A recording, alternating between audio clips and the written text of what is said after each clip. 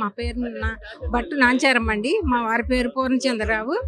మా వారికి ఎన్టీ రామారావు గారు అంటే చాలా ఇష్టం, చాలా చాలా ఇష్టం. అసలు బాగా ఒక్కో సినిమా 25 సార్లు చూసేవారు.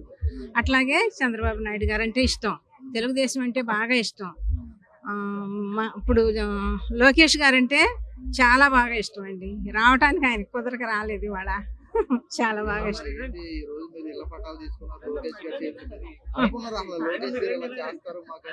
లేదే అనుకోలేదండి ఎప్పుడు కూడా.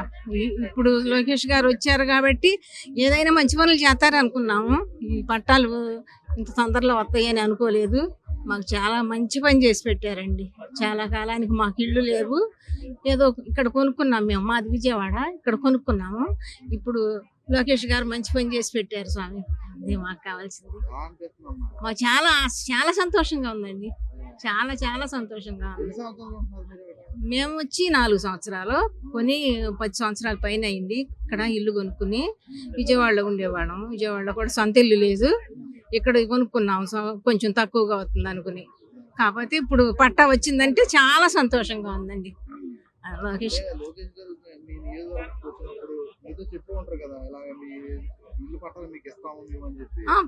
చెప్పారండి. అదే ఎలక్షన్లో తిరిగేటప్పుడు మీకు ఇళ్ల పట్టాలు మేము చేసి పెడతానమ్మా అని చెప్పి అందరికి చెప్పారండి. ఒక్కళ్ళకి కాదు, అందరికి మీటింగ్ లో చెప్పారు.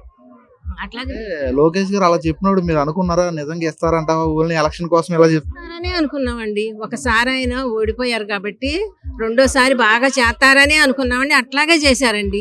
పద్మశాలీలకి చాలా బాగా చేశారండి. ఇవ్వాల్సిన రాట్నాలు కానించి, వ్యాపారాలు చేసుకునే వాళ్ళకి బళ్ళు కానించి అన్ని బాగా చేశారండి. మేము ఇప్పుడు కూడా అనుకుంటామండి, చాలా బాగా చేశాడు లోకేష్ అని. చాలా బాగా చేశారండి. మార్పులు అంటే లోకేష్ గారు చేసేవన్నీ మార్పులే కనపడుతున్నాయి కదా. అది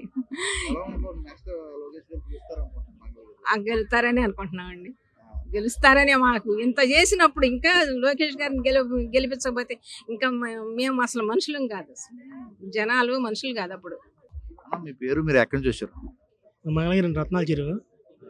నా పేరు నాగరాజు, శ్రీశెట్టి నాగరాజు. నేను సుమారు 30 సంవత్సరాల నుంచి. చాలా హ్యాపీగా ఉందండి. చాలా హ్యాపీ ఫీల్ అవుతాను. ఇంతవరకు అనుకోలేదు జరిగిద్దని. ఫస్ట్ టైం అలా జరగడం చాలా హ్యాపీ ఫీల్ అవుతాను. అడిగేవాళ్ళు కానీ చేసేవాళ్ళు ఎవరు లేరు.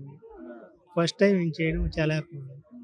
అనుకున్నారన్న లోకేష్ గారు వస్తే మనకి ఇళ్ల స్థలాలు ఇస్తా అంటున్నారు, జరుగుద్దా అని అనుకున్నారు మీరు? అంటే ఫస్ట్ అడిగేటప్పుడు చెప్పారు కానీ జరుగుద్దా జరగదని మాకు నమ్మకం లేదు. కానీ ఇప్పుడు జరిగింది మాత్రం చాలా హ్యాపీగా ఉంది, చాలా ఫీల్ అవుతుంది. అది జరగడం ఒకటి అయితే, రెండోది లోకేష్ గారి చేతుల మీద కానీ పట్టాలు తీసుకుంటాం కూడా అనుకున్నారు అసలు?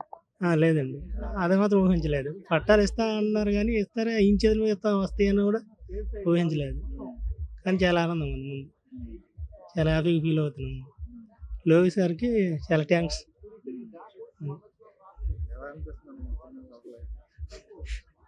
చాలా హ్యాపీగా ఉందండి. ఇంకెలా అనిపిస్తుందండి వచ్చారు.